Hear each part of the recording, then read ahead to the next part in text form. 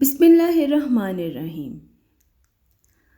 اللہ عز و جل کے نزدیک 4 مہینے خصوصیت کے ساتھ حرمت والے ہیں، جیسا کہ سورہ توبہ آیت نمبر 36 میں اللہ پاک کا ارشاد ہے۔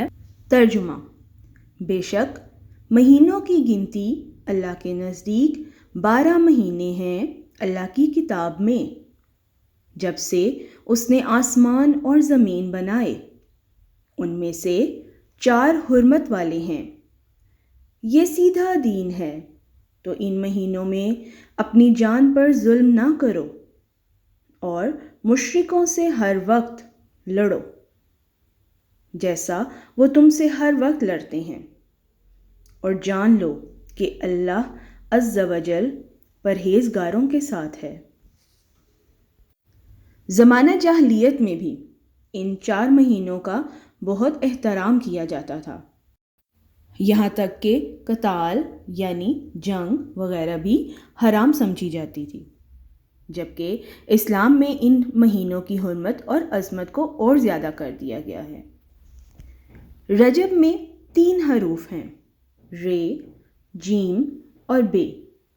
رے سے مراد رحمت الہی، جیم سے مراد بندے کے جرم اور بے سے مراد بر یعنی بھلائی۔ گویا اللہ عز و جل فرماتا ہے، میرے بندوں کے جرم کو میری رحمت اور بھلائی کے درمیان کر دو۔ رجب کا مہینہ بیج بونے کا مہینہ ہے۔ اس مہینے میں نیکیوں کے بیج بوئیے اور اپنے آپ کو گناہوں سے بچانے کی کوشش کیجیے۔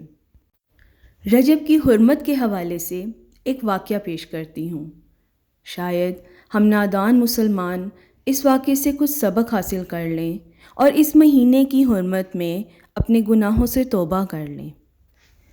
حضرت سیدنا عیسیٰ روح اللہ علیہ السلام کے دور کا واقعہ ہے کہ ایک شخص مدت سے کسی عورت پر عاشق تھا۔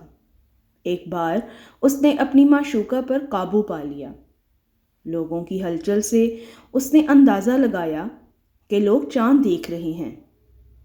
اس نے اس عورت سے پوچھا، لوگ کس ماہ کا چاند دیکھ رہے ہیں؟ اس نے کہا، رجب کا۔ یہ شخص حالانکہ کافر تھا، مگر رجب شریف کا نام سنتے ہی تعظیماً الگ ہو گیا اور زنا سے باز رہا۔ حضرت سیدنا عیسیٰ روح اللہ علیہ السلام کو حکم ہوا کہ ہمارے فلاں بندے کی زیارت کو جاؤ۔ آپ علیہ السلام تشریف لے گئے اور اللہ عز و جل کا حکم اور اپنی تشریف آوری کا سبب فرمایا۔ یہ سنتے ہی اس شخص کا دل نور اسلام سے جگمگا اٹھا اور اس نے فوراً اسلام قبول کر لیا۔ تو دیکھا آپ نے رجب کی تعظیم کا انعام کہ ایک کافر کو بھی ایمان کی دولت نصیب ہو گئی۔ تو ہم جو مسلمان ہو کر رجب المرجب کا احترام نہیں کرتے، اس کی حرمت کا خیال نہیں کرتے، تو سوچئے ہم کس قدر گنہگار ہوتے ہوں گے۔ قرآن پاک میں بھی ان حرمت والے مہینوں میں اپنی جانوں پر ظلم کرنے سے روکا گیا ہے۔ اپنی جان پر ظلم کرنا کیا ہے؟ وہ تمام کام کرنا جن سے اللہ پاک نے ہمیں منع فرمایا ہے۔ تو کیوں نہ اس ماہ مبارک کے صدقے ہم اس دفعہ یہ عہد کریں کہ ہم رجب المرجب میں ہی اپنے آپ کو رمضان کے لیے تیار کریں گے۔ ہم کیوں رمضان کے ہی آنے کا انتظار کریں؟